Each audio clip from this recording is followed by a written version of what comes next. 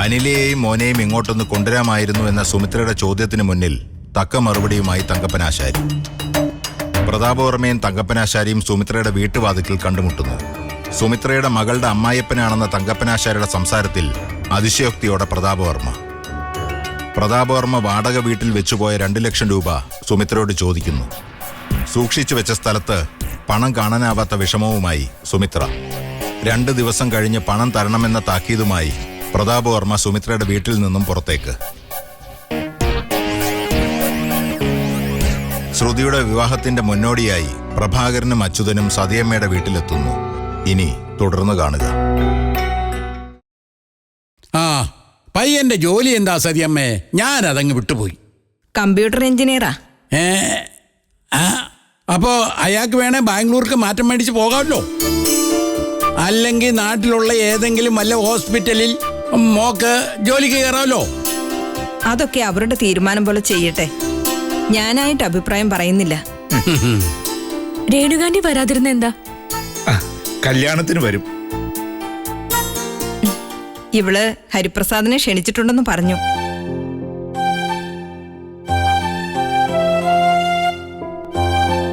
നേരിട്ട് കണ്ടില്ല, ഫോണിൽ വിളിച്ചു. കല്യാണത്തിനുണ്ടാവൂന്നാ മാഷ് എന്നോട് പറഞ്ഞത്. പ്രഭാര,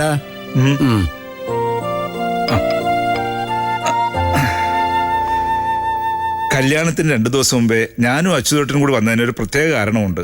പറഞ്ഞാട്ടെ അച്യുതേട്ടാ. സതിയമ്മ വന്ന് കല്യാണം വിളിച്ചപ്പോഴേ അതിൽ സംബന്ധിക്കണമെന്ന് ഞങ്ങൾ തീരുമാനിച്ചു. അതേസമയം വെറുതെ വന്നിട്ട് പോയാ പോരാ എന്നൊരു അഭിപ്രായവും ഉണ്ടായി. മോൾക്കൊരു വിവാഹ സമ്മാനം കൊടുക്കണമല്ലോ. അത് തരാൻ കൂടിയാണ് ഞങ്ങൾ വന്നത്. അത് ശരി. അപ്പോ കല്യാണത്തിൽ നിന്ന് ഒഴിയാനുള്ള പരിപാടിയാണല്ലേ? അയ്യോ അല്ലെന്നേ, കല്യാണത്തിനൊന്നും വലിയ തിരക്കായിരിക്കില്ലേ. അതിനിടെ നമുക്ക് സ്വസ്ഥമായിട്ടൊന്നും ഉരിയാടാൻ പോലും സമയം കിട്ടത്തില്ല. പിന്നെയല്ലേ പ്രസന്റേഷന്റെ കാര്യം. സമ്മാനം തരുന്നതിലല്ലോ കാര്യം. അതൊരു നാട്ടുനടപ്പ്. വേണ്ടാന്ന് പറയുന്നില്ല. എന്നാ രേണുകയും നിങ്ങൾ എല്ലാരും കൂടി വന്ന് ശ്രുതിയെ അനുഗ്രഹിക്കണം. കല്യാണം കണ്ട് സദ്യ ഉണ്ടിട്ട് പോണം. അതാ എന്റെ ആഗ്രഹം. മോളെ അങ്ങോട്ട് വാങ്ങിക്കും മോളെ. കാലിൽ തൊട്ട് തൊഴുതിട്ട് വാങ്ങിക്കും ശ്രുതി. വേണ്ട മോളെ, സാരമില്ല. എല്ലാവിധ സൗഭാഗ്യങ്ങളും മോൾക്കുണ്ടാകും. ഇതങ്ങോട്ട് പിടിക്ക്.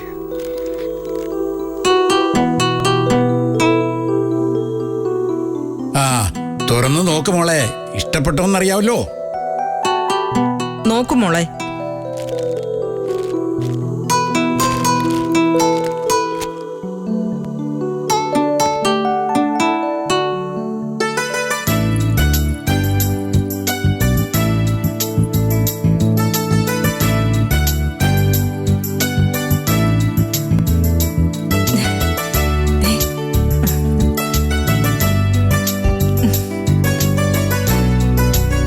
ഇത്രയും പൈസ മുടക്കി ഇതൊന്നും വേണ്ടായിരുന്നല്ലോ ഹരിയുടെ അച്ഛ.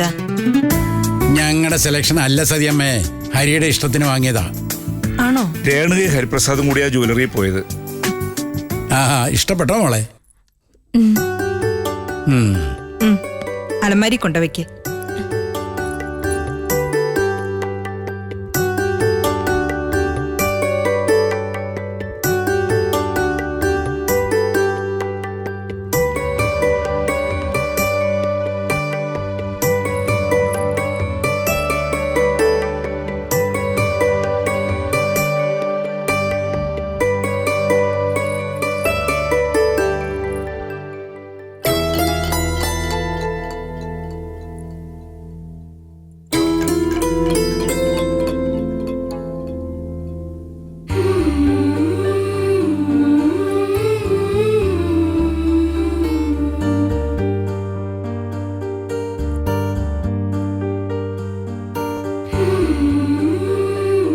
കല്യാണം കഴിഞ്ഞു കിട്ടുന്നതുവരെ മനസ്സിലൊരാദ്യ. എന്തെങ്കിലും അത്യാവശ്യം വന്നാ ഓടിച്ചെല്ലാൻ ഞാൻ സജീവം മാത്രമല്ലേ ഉള്ളൂ. ഒന്നിനും ഒരു കുറവും വരില്ല സതിയമ്മേ. സർവേസിനെല്ലാം ഭംഗിയായിട്ട് നടത്തിത്തരും. അല്ല, ഇരിക്കേ ഇരിക്കേ. കല്യാണം കൂടാതെ റിസപ്ഷന്റെ പരിപാടി വല്ലതും ഉണ്ടോ സതിയമ്മേ? ഏയ്, നമ്മളൊന്നും നടത്തുന്നില്ല. നാളെ വൈകിട്ട് വരുന്നവർക്ക് ചായക്കുള്ള ഏർപ്പാട് ചെയ്തിട്ടുണ്ട്. അവിടെ കല്യാണ ദിവസം വൈകിട്ട് റിസപ്ഷൻ ഉണ്ട്. ഓ അങ്ങോട്ട് പോകാൻ നിങ്ങളും ഉണ്ടാവണം. ഞാൻ രേണുക വിളിച്ച് ഓ, പറഞ്ഞോളാം. ശരി ഞങ്ങൾ എല്ലാ കാര്യത്തിനും കൂടെയുണ്ട്. മംഗളമായിട്ട് എല്ലാം നടക്കും. ആരോ വന്നെന്ന് തോന്നണല്ലോ.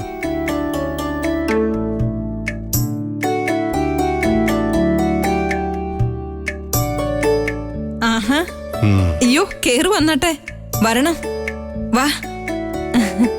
ദേ, ശ്രുതിയെ കെട്ടാൻ പോകുന്ന പയ്യന്റെ മാമനാ. നമസ്കാരം. നമസ്കാരം. എന്റെ പേര് പ്രഭാകരൻ. ഇത് അച്യുതക്കുറുപ്പ്. ആ സജീവിന്റെ കൂട്ടുകാരന്റെ അച്ഛനും അമ്മാവനുമാ. അതിലുപരി കുടുംബ സുഹൃത്തുക്കളുവാ. സജീവ് എവിടെ? അയാളൊന്ന് വിളിക്കേ. അവനിവിടെ ഇല്ല. ഓരോരോ ആവശ്യങ്ങൾക്കായി പുറത്തേക്ക് പോയിരിക്കുവാ. ആ, ഇരുന്നാട്ടെ. ആ, സാർ ഇരുന്നാട്ടെ. അല്ല, എനിക്ക് നേരത്തെ പോയിട്ട് കുറെ കാര്യങ്ങളുണ്ട്. ഞങ്ങളെ ഇവിടുത്തെ തയ്യാറെടുപ്പുകളൊക്കെ എന്തായെന്നറിയാൻ വന്നതാ. എല്ലാം സുമാറായിട്ട് നടക്കുന്നുണ്ട്. ആ അല്ല, സാറിന്റെ പേര്? കരുണാകര പണിക്കർ. ഓ, വർക്ക് ചെയ്യുന്നുണ്ടോ? ജോലി ഉണ്ടായിരുന്നു, റിട്ടയർ ചെയ്തു. ഓ, ഏത് ഡിപ്പാർട്ട്മെന്റിലായിരുന്നു? ആ, പോലീസില് ആ, SI ആയി, പെൻഷൻ പറ്റി. ഓ ഓ, ആ പയ്യനെ പറ്റിയും കുടുംബത്തെ പറ്റിയും സത്യമ്മ പറഞ്ഞു. എല്ലാം കൊണ്ടും തമ്മിൽ ചേരേണ്ട കുടുംബങ്ങളാണ്. ആ, ഇവിടെയാണെങ്കിൽ വേറെ പ്രാരാബ്ദങ്ങളോ പ്രശ്നങ്ങളോ ഇല്ല. ആ. ഇനി ഒരു ചെറുക്കനേ ഉള്ളൂ.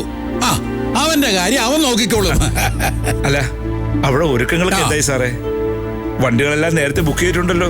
ആ, എനിക്ക് സതിയമ്മയോട് വളരെ പ്രധാനപ്പെട്ട ഒരു കാര്യം പറയാനുണ്ട്. നിങ്ങളുടെ മോനും ഇവിടെ വേണ്ടതായിരുന്നു. കാത്തു നിൽക്കാൻ എനിക്ക് തീരെ സമയമില്ല.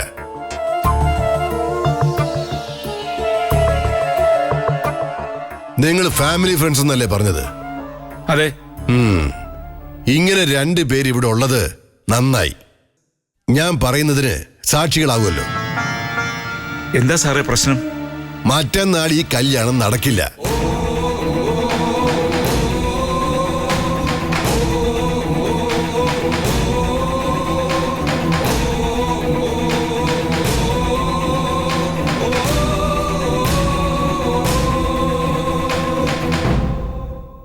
സാറേ, എന്താ സാർ എന്താ ഈ പറയുന്നത്? നിങ്ങളുടെ മോളും എന്റെ അനന്തരവനുമായിട്ടുള്ള കല്യാണം നടക്കില്ലെന്നാ പറഞ്ഞത്. അയ്യോ,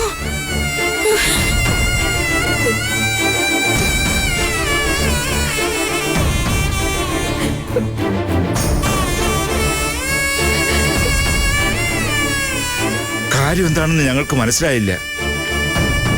ഞങ്ങൾക്കും ആദ്യം ഒന്നും മനസ്സിലായിരുന്നില്ല. മനസ്സിലായപ്പോ ഈ ബന്ധത്തിൽ നിന്നും പിന്മാറുന്നതാ നല്ലതെന്ന് തോന്നി.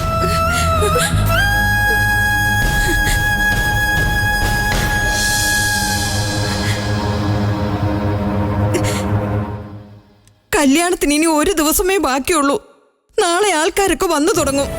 ഇപ്പൊ ഇങ്ങനെയൊക്കെ പറഞ്ഞാല് കല്യാണ മണ്ഡപത്തിൽ വെച്ച് മുടങ്ങുന്നതിനേക്കാൾ നല്ലതല്ലേ ഇപ്പൊ വിവരം അറിയുന്നത്? അല്ല, ഈ പറയുന്നതിന് ഒരു കാരണം വേണമല്ലോ. അതെന്താണെന്ന് പറ. പറയാം. ഈ വീട്ടിൽ ആരൊക്കെയാ സതീമ ഉള്ളത്? ഞാനും ശ്രുതിയും മോനും.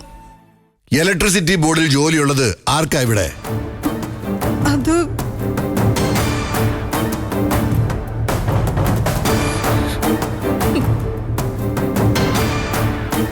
എന്താ ആരും ഒന്നും മിണ്ടാത്തത്? KSEBിയിൽ ജോലിയുള്ള ഒരു ചെറുപ്പക്കാരൻ ഇവിടെ താമസിച്ചിരുന്നോ?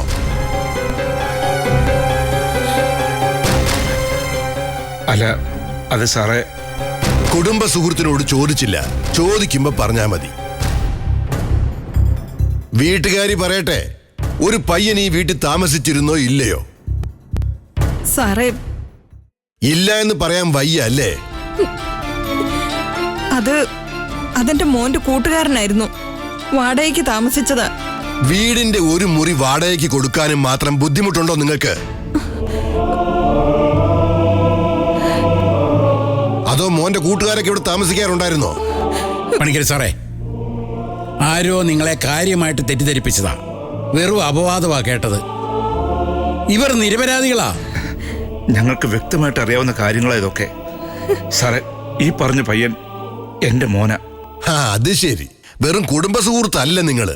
അച്ഛൻ ഫാമിലി ഫ്രണ്ട്, മകൻ മകളുടെ ഫ്രണ്ട്. സാറേ, സാർ അങ്ങനെയൊന്നും പറയരുത്. കല്യാണത്തിൽ നിന്നും നിങ്ങൾ പിന്മാറരുത്. എന്റെ കുഞ്ഞിന്റെ ഭാവിയുടെ കാര്യമാ. അതിലും വലുതാണ് ഞങ്ങൾക്ക് ഞങ്ങളുടെ മോന്റെ ഭാവി. കണ്ടവന്മാരെയൊക്കെ വീടിന്റെ മട്ടുപ്പാവിൽ താമസിപ്പിച്ചിരിക്കുന്ന വീട്ടിൽ നിന്നും അവന് പെണ്ണ് വേണ്ട. അയ്യോ, എന്തൊക്കെയാ ദൈവമേ ഞാൻ ഈ കേൾക്കുന്നത്? സാർ, അടിസ്ഥാനമില്ലാത്ത ഓരോ ആരോപണങ്ങൾ കേട്ടിട്ട് ഇങ്ങനെ പറയുന്നത് ക്രൂരതയാണ്. നിങ്ങൾ ഒന്നുകൂടി ഒന്ന് ആലോചിക്കണം. ആലോചനയും തീരുമാനമൊക്കെ കഴിഞ്ഞാ ഞാൻ ഇങ്ങോട്ട് വരുന്നത്. ആ തീരുമാനം സ്ട്രോങ് ആണ് താനും. ദേ, ഒരു SI ആയിരുന്നു ഞാൻ. ഇത്തരത്തിലുള്ള വിഷയം കൈകാര്യം ചെയ്യാനുള്ള ഗഡ്സ് എനിക്കുണ്ട്. അതുകൊണ്ടാ ഞാൻ ഒറ്റയ്ക്ക് വന്നത്. മുഹൂർത്തത്തിന് തൊട്ടു മുമ്പായിരുന്നു ഞാൻ നിങ്ങളെ അറിയിക്കേണ്ടിയിരുന്നത്. നേരത്തെ വന്ന് പറഞ്ഞതേ ഒരു ഔദാര്യമായിട്ട് കരുതിയാൽ മതി. ഒന്നുകൂടെ പറയുന്നു, ഈ കല്യാണം നടക്കില്ല. അയ്യോ സാറേ, സാറേ ഞാൻ കാല് പിടിക്കാം സാറേ. അയ്യോ അയ്യോ, സതിമേ, സതിയമ്മേ, അയ്യോ അമ്മേ, സതിയമ്മേ, സതിയമ്മേ, സതിമേ, മോളെ ഇച്ചിരി വെള്ളം എടുത്തോണ്ട് വാ. വേഗം ചെല്ലേ. കുറച്ച് വെള്ളം എടുത്തോണ്ട് വാ. സതിമേ, സതിമേ, സതിയമ്മേ, കൊണ്ടുവച്ചേ. സതിയമ്മേ, അമ്മേ, കണ്ണു തുറക്കമ്മേ, അമ്മേ, അമ്മേ, അമ്മേ, കണ്ണു തുറക്കമ്മേ. സതിയമ്മേ, ഇപ്പൊ കുഴപ്പമൊന്നുമില്ലല്ലോ. ഹോസ്പിറ്റലിൽ പോണോ? ശകലം വെള്ളം കുടിക്കാൻ പറഞ്ഞു. അമ്മേ,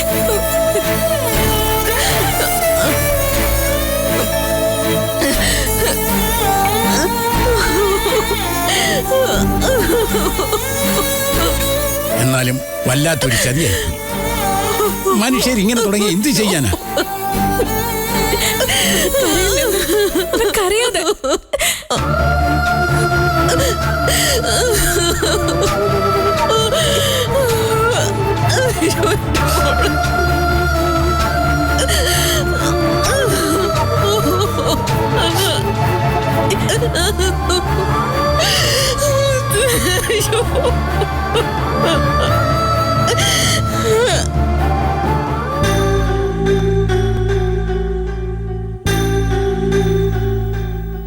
കഷ്ടമായിപ്പോയി. ഇപ്പോഴത്തെ കാലത്തും ഇങ്ങനെയുള്ള ഞരമ്പ് രോഗികളുണ്ടല്ലോ. കല്യാണം മുടക്കാൻ നടക്കുന്നു. ഇവന്റെയൊക്കെ പെൺമക്കളുടെ കല്യാണം തടസ്സപ്പെടണം. അപ്പൊ അറിയാം അതിന്റെ വിഷമം. എന്നാലും ആ പെങ്കൊച്ചിനെ സമ്മതിക്കണം. ശ്രുതിയുടെ കാര്യമാണേ. സതിയമ്മ വിവരം അറിഞ്ഞതും തല ചുറ്റി താഴെ പോയി. അതേസമയം ശ്രുതി അതിനെ സമചിത്തതയോടെ നേരിട്ടു. പെൺപിള്ളാരായ ഇങ്ങനെ വേണം. ശ്രുതിക്കിപ്പോ അതിന്റെ ഗൗരവം ബോധ്യപ്പെടണമെന്നില്ല അച്യുതേട്ടാ. ഇത്രയ്ക്കിത്ര ലോകപരിചയമല്ലേ ഉള്ളൂ. വിഷമിക്കുന്നത് സതിയമ്മയാ. അല്ലെങ്കിലും മക്കൾക്ക് എന്തെങ്കിലും വിഷമം ഉണ്ടായ താങ്ങാനാവാത്തത് അച്ഛനമ്മമാർക്കല്ലേ. ശ്രുതിയുടെ കാര്യത്തിൽ സതിയമ്മയ്ക്കാ പൂർണ്ണ ഉത്തരവാദിത്വമുള്ളത്. സജീവ് വെറും പയ്യനല്ലേ. ഓർക്കാപ്പുറത്ത് വെടി പൊട്ടിയ പോലെ ആയിപ്പോയി ആ അമ്മാവും വിഷയം അവതരിപ്പിച്ചത്. കേട്ടപ്പോ ആകെ ഒന്ന് പതറിപ്പോയി. അയാളെയും തെറ്റു പറയാൻ പറ്റൂല. അവരുടെ കൂട്ടത്തിൽ നിന്നുള്ള പൊതുവായ അഭിപ്രായം അത് പറയാൻ ആ മനുഷ്യനെ നിയോഗിച്ചു. ഒരു റിട്ടയർഡ് SI അല്ലേ, അങ്ങേര് കയറി അത് ഏറ്റു കാണും. എന്തായാലും മൊത്തത്തിലൊരു മനപ്രയാസത്തിന് കാരണമായി. ഞാൻ പിന്നെ ആ ശ്രുതിയുടെ കാര്യം ആലോചിക്കുന്നത്.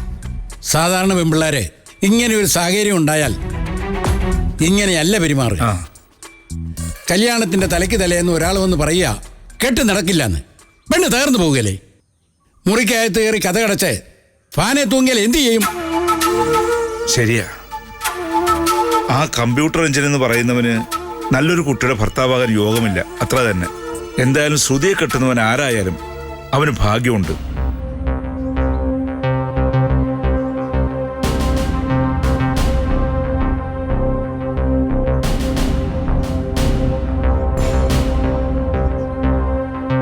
പ്രഭാകരോ, എന്താ അച്ചുവേട്ടാ? ഇപ്പൊ ഇയാള് പറഞ്ഞ ഭാഗ്യമില്ലേ, ശ്രുതിയെ കല്യാണം കഴിക്കുന്ന ഭാഗ്യം, അത് നമ്മുടെ പയ്യന് കിട്ടിയാൽ എന്താ കുഴപ്പം? അത് ഒന്നോർത്താ അതിനുള്ള യോഗം ഹരിപ്രസാദിനുള്ളതല്ലേ? അത് തന്നെയല്ല, ശ്രുതിക്ക് ഇങ്ങനെ ഒരു നാണക്കേട് വന്നതിന് അറിയാതെയാണെങ്കിൽ ഹരി കാരണമായില്ലേ? അച്യുതേട്ടാ, അത് ഇങ്ങനെ ഒരു ചുറ്റുപാടിൽ ഹരിപ്രസാദിന് അതിനുള്ള ചുമതലയുണ്ട്. ഒരിക്കൽ ചുണ്ടോളം എത്തിയിട്ട് മാറിപ്പോയ ചായ ഗ്ലാസ് വീണ്ടും അത് ചുണ്ടോളം എത്തിയപ്പോ തട്ടിക്കളയുന്നത് എന്തിനാ? അധികം ആലോചിച്ച് കൂട്ടാനില്ല. ഇയാൾക്ക് സമ്മതമാണോ? എനിക്ക് സമ്മതക്കുറവൊന്നുമില്ല. രേണുകയോട് ചോദിക്കേണ്ട ആവശ്യമേ ഇല്ല. 2 വട്ടം സമ്മതമായിരിക്കും. പക്ഷേ ഹരി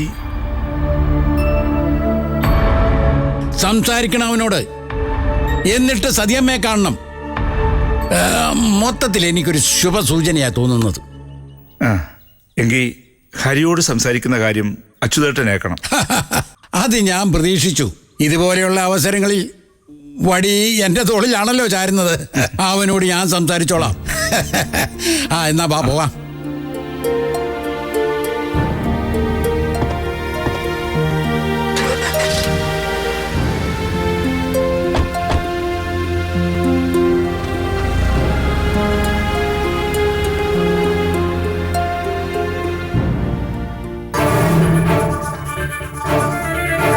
സുമിത്രേച്ചി, മനീഷേ,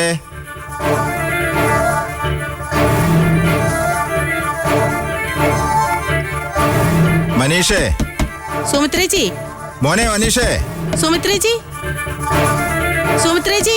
മനീഷേ. വിളിച്ചു കൂവണ്ട. ഓ. ഞാനിവിടെ ഉണ്ട്. എന്നാലും സുമിത്രേച്ചി, ഞങ്ങൾ അത്രയ്ക്ക് അങ്ങ് അന്യരാണോ? ഇത്രയും വലിയൊരു സംഭവം നടന്നിട്ട് ഒന്നും അറിയിച്ചില്ലല്ലോ. ചേച്ചി പിന്നെ ഈ പനയ്ക്കൽ താമസം തുടങ്ങിയത് ചെറിയ കാര്യമാണോ? വെറുതെ താമസം തുടങ്ങിയതാണോ? ഈ വീട് സ്വന്തമായില്ലേ? ത്രിസന്ധിക്ക് കയറി വന്ന് കള്ളം പറയുന്ന എന്തിനാ? അറിയിക്കേണ്ടവര് നിങ്ങളെ കാര്യം അറിയിച്ചു കഴിഞ്ഞല്ലോ. എന്നാലും സുമിത്രേച്ചി ഒന്ന് വിളിച്ചു പറഞ്ഞില്ല. സോമൻ പിള്ളയും ചന്ദ്രയും കോളനിയിലെ താമസക്കാരല്ലേ? ഞാനേ അങ്ങനെ ഒന്നും കരുതിയിട്ടില്ല. മനീഷ് എവിടെ ചേച്ചി? കണ്ടില്ലല്ലോ. ഉറക്കമായിരിക്കും.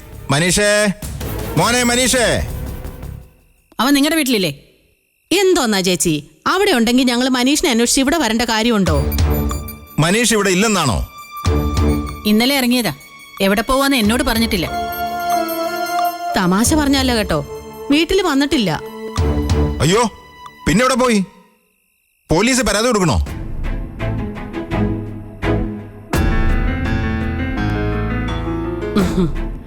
ചുമ്മാ ഇരിക്കേട്ടാ. സുമിത്രേച്ചി കൂളായിട്ട് നിൽക്കുന്ന കണ്ടില്ലേ? മനീഷ് വീട്ടിൽ വരാതിരിക്കുന്നത് ഇവിടെ അത്ര പുതുമയുള്ള കാര്യമൊന്നും അല്ല.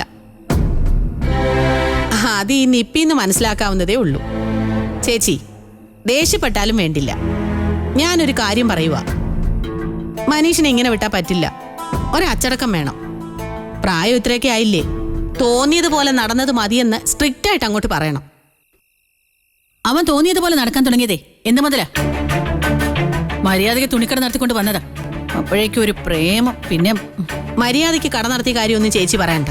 അവിടെ എടുത്തു കൊടുക്കാൻ നിന്ന പെമ്പിള്ളേരോട് ചോദിച്ചാൽ അറിയാം മോന്റെ മര്യാദയുടെ ചരിത്രം. ഒരു കൈ കൊണ്ട് കൊട്ടിയാലൊന്നും ശബ്ദം കേൾക്കില്ല. അതിന് ആരിവിടെ കൈ കൊട്ടി? ഞാൻ കൊട്ടിയില്ല. അപ്പോഴും മനീഷിനെ ന്യായീകരിക്കാനാ നിങ്ങൾ നോക്കുന്നത്. നിങ്ങളുടെ മോളല്ലേ ലൈല? അവളെ ചന്ദ്രിക ന്യായീകരിക്കില്ലേ? അതോ തള്ളി പറയോ? വെളച്ചിൽ കാണിച്ചിട്ടുണ്ടെങ്കിൽ തള്ളി പറയുക തന്നെ ചെയ്യും. മോനായാലും മോളായാലും തെറ്റ് ചെയ്താൽ തെറ്റ് തന്നെയാ. എന്തായാലും എനിക്കൊന്നുമില്ല. നിക്ക് ചേച്ചി, പറഞ്ഞിട്ടങ്ങ് പോയാലോ? അതൊരു രക്ഷപ്പെടലല്ലേ? മറുപടി കേക്ക്. മനീഷിനൊരു തൊഴിലല്ലേ പ്രശ്നം? ഞങ്ങൾ അതിനൊരു വഴി ഉണ്ടാക്കിയിട്ടുണ്ട്. ചന്ദ്രികേ, ചേട്ടനൊന്നും മിണ്ടായിരിക്കെ. ഞാൻ അതിനുള്ള വഴിയൊക്കെ ഉണ്ടാക്കിയിട്ടുണ്ട്. വലിയ താമസമൊന്നുമില്ലാതെ ഞങ്ങൾ ഇങ്ങോട്ട് വരും. അപ്പോഴ് ഈ പറഞ്ഞ കാര്യത്തിന് ഒരു പരിഹാരം കാണണം. അതായത് മനീഷിനൊരു ജോലി. പിന്നെ കല്യാണത്തിന് തടസ്സം പറയരുത്. അങ്ങനുണ്ടായാൽ മുഷിയേണ്ടി വരും. പിന്നെ ചേച്ചി പിടിക്കുന്നിടത്ത് നിൽക്കില്ല കാര്യങ്ങൾ. വായട്ടാ, പോവാം.